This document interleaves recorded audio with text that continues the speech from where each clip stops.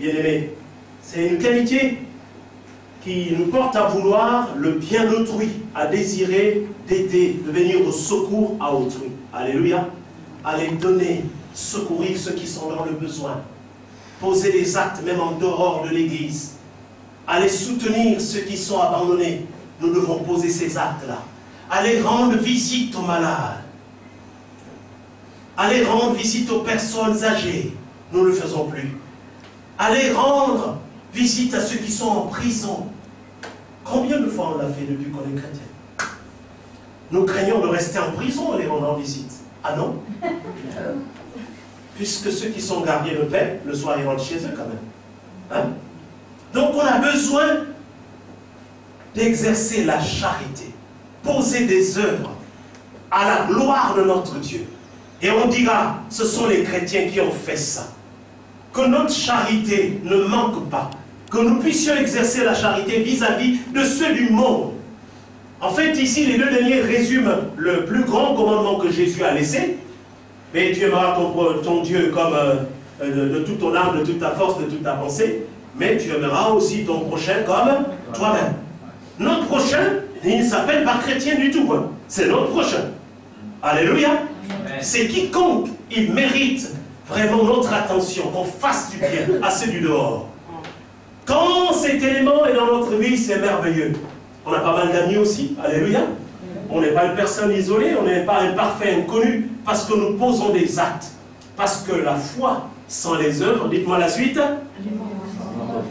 Dis à ton voisin, je ne veux pas mourir.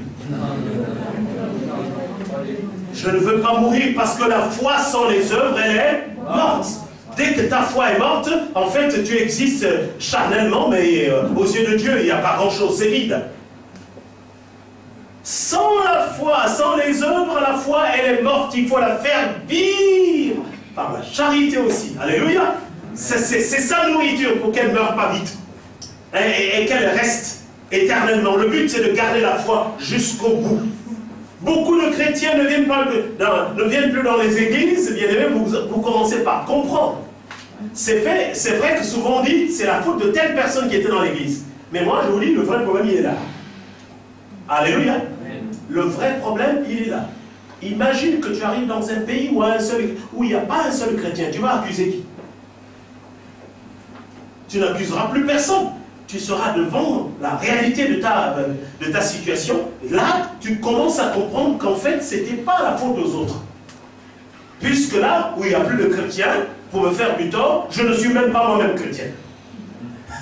Amen. Amen.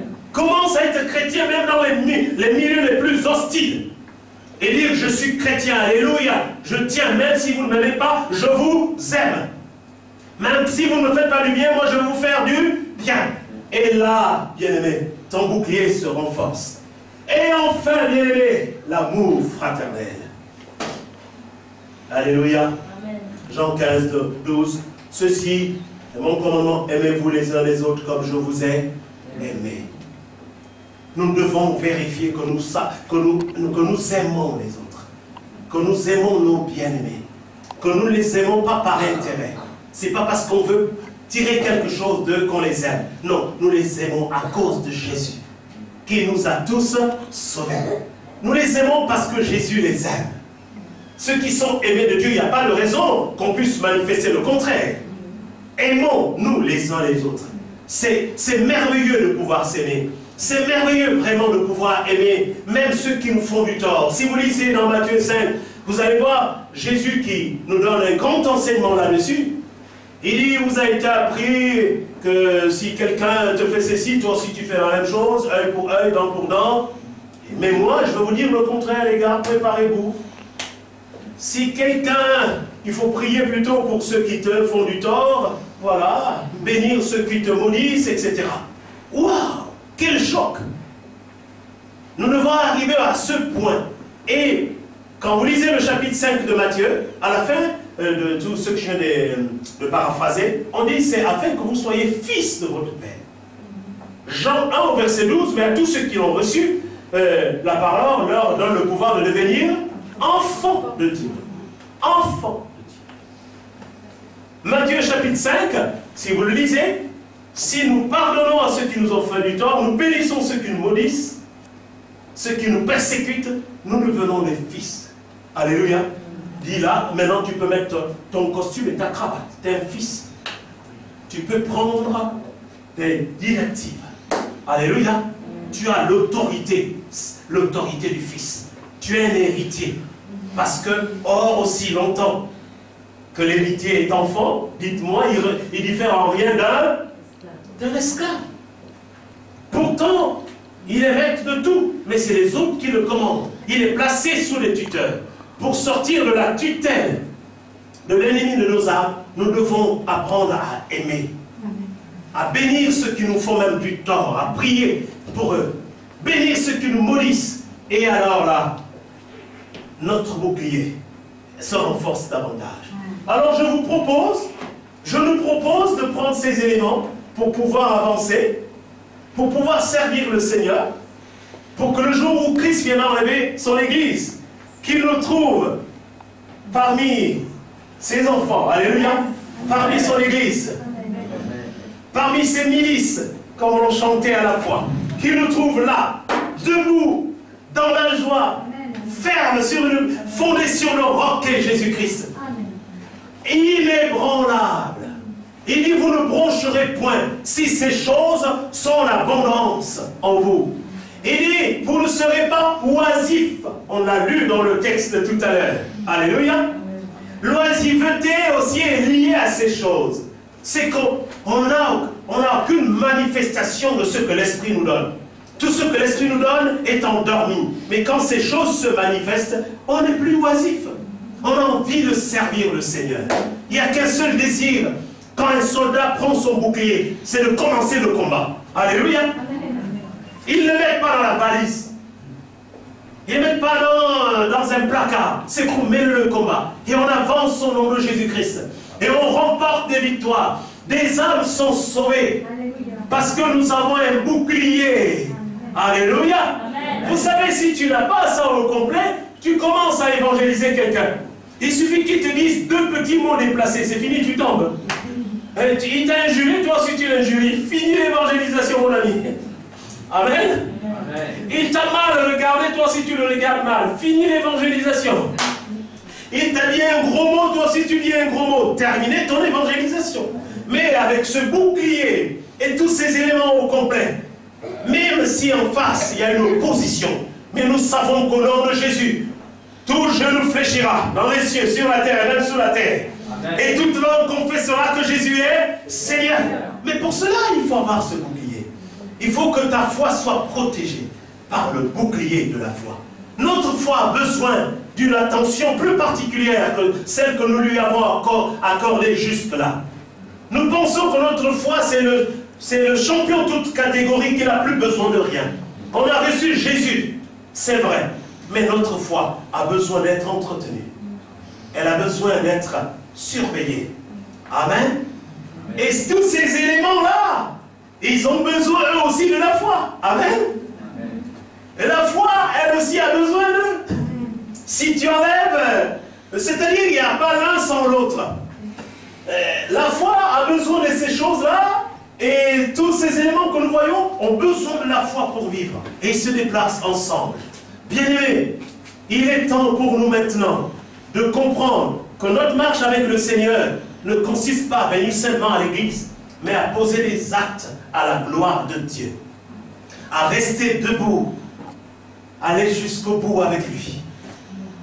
À continuer à aimer malgré tout. À continuer à servir Dieu, même s'il n'y a pas de reconnaissance. Nous ne servons pas pour obtenir la reconnaissance des hommes. Nous servons pour attendre Dieu nous dire, bon et fidèle serviteur. Amen. Lui, il nous le dira. Et ce jour, nous recevons la couronne incorruptible qui ne sera pas comme celle du maréchal Bokassa de Centrafrique. Alléluia.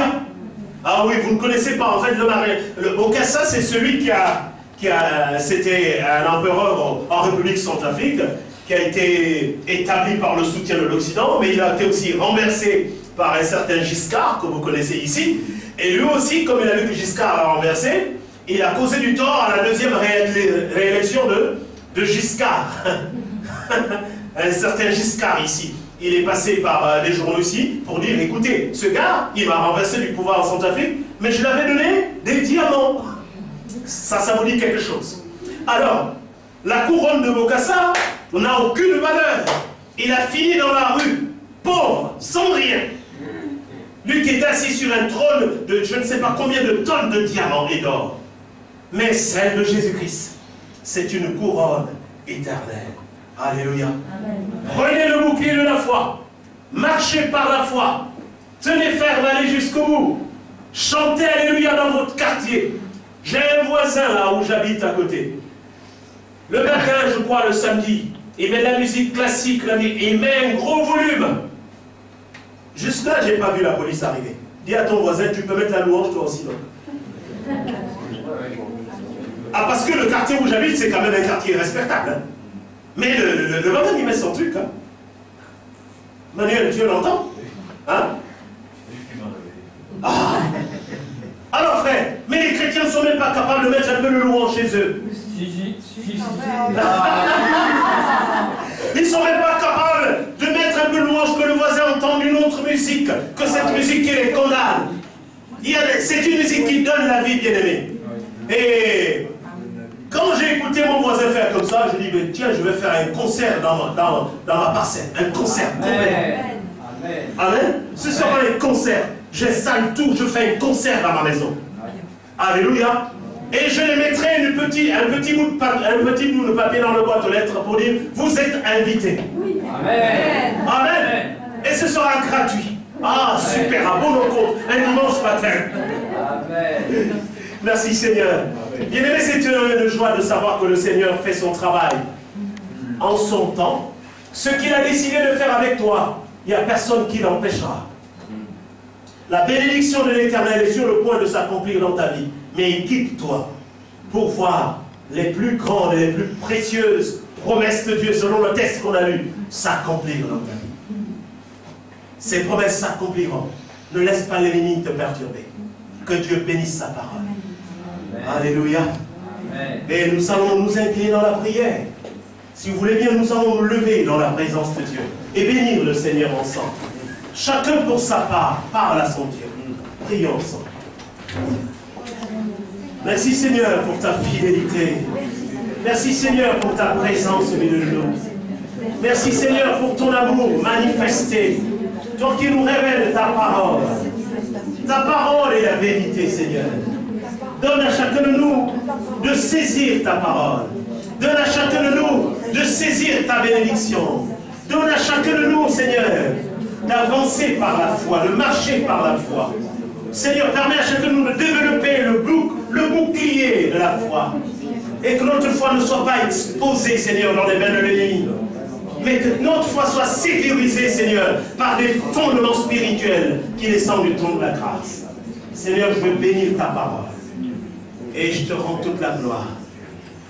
Dans le précieux nom de Jésus-Christ. Amen.